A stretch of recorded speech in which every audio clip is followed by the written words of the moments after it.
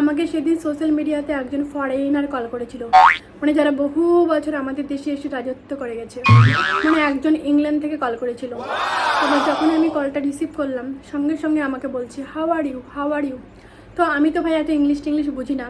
তো আমাকে ছোট্টবেলায় আমার একজন টিচার আমাকে শিখিয়ে দিয়েছিল, তোকে যদি মানে বাংলা ভাষা ছাড়া অন্য কোনো ভাষায় কেউ কিছু বলে বা জিজ্ঞেস করে, তাহলে পরে আবার দাঁত কেলিয়ে কেলিয়ে হাসিস না। যদি বুঝতে না পারিস, তোর যদি মোটা মাথায় না ঢোকে, তাহলে পরে বলবি গুড গুড, তাহলেই হবে। তো আমিও সঙ্গে সঙ্গে গুড গুড গুড বলতে শুরু করলাম। তো আমার কথা শুনে সেই ইংল্যান্ড প্রবাসী ভদ্রলোক হাসছে। তো আমি কিছুই বুঝলাম না, তো তারপর আর কিছুই বললাম না। তো তারপর একটু পরে উনি আবার আমাকে বলতে শুরু করলো যে what do you eat in the morning. তো তারপর আমি ভাবলাম না, এবার থেকে গুড গুড গুড বলে চালিয়ে দেওয়া যাবে না, এবার থেকে কিছু না কিছু অ্যান্সার করতেই হবে আমার। তো তারপর আমি এবার গুগল আঙ্কেলকে গিয়ে জিজ্ঞেস করলাম এটার বাংলা মানেটা কি। তো তারপর সেখান থেকে জানতে পারলাম যে উনি আমাকে জিজ্ঞেস করছে আমি রোজ সকালবেলা মানে কি খাই। তো আমি তো রোজ সকালবেলা সবজি সেদ্ধ খাই। তো আমি মানে নিজেই পাকামো করে বাংলাটাকে ইংলিশে ট্রান্সলেট করলাম, মানে আমার তো সব বিষয়ে পাকামো করা চাই, পাকামো করতেই হবে।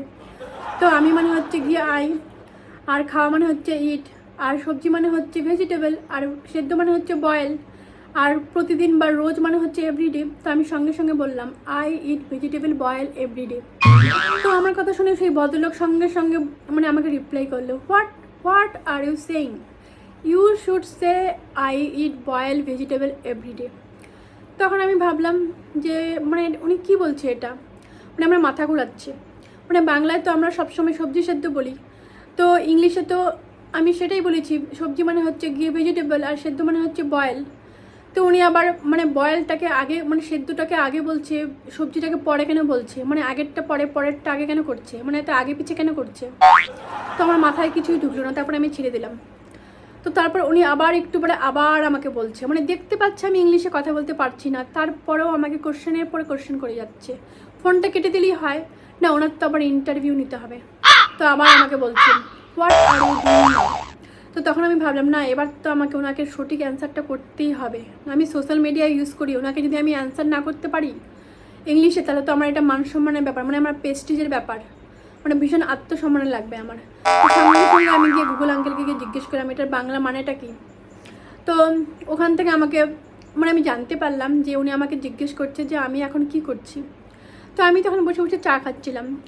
তো আমি আবার সেই পাকামো করলাম, মানে পাকামো করে বাংলাটাকে ইংলিশে ট্রান্সলেট করলাম, মানে আমার তো পাকামো না করলে পেটের ভাত হজম হয় না। তো আবার সেই মানে বাংলাটাকে ইংলিশে ট্রান্সলেট করলাম, মানে আমি মানে হচ্ছে আই, আর হচ্ছে চা মানে হচ্ছে টি, আর খাওয়া মানে হচ্ছে ইট। তো আমি সঙ্গে সঙ্গে বললাম আই এম ইটিং টি। তো সঙ্গে সঙ্গে উনি আমাকে রিপ্লাই করলো what are you mad, are you mad, you should say I am having tea or I am taking টি।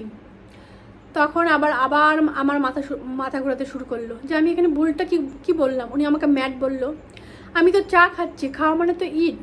তো উনি কোথা থেকে আবার মানে ইটের বদলে টেক হ্যাভ এই সমস্ত নিয়ে আসছে। টেক মানে তো নেওয়া, আমি তো কিছু নিচ্ছি না, আমি তো খাচ্ছি, তো খাওয়া মানে তো ইট।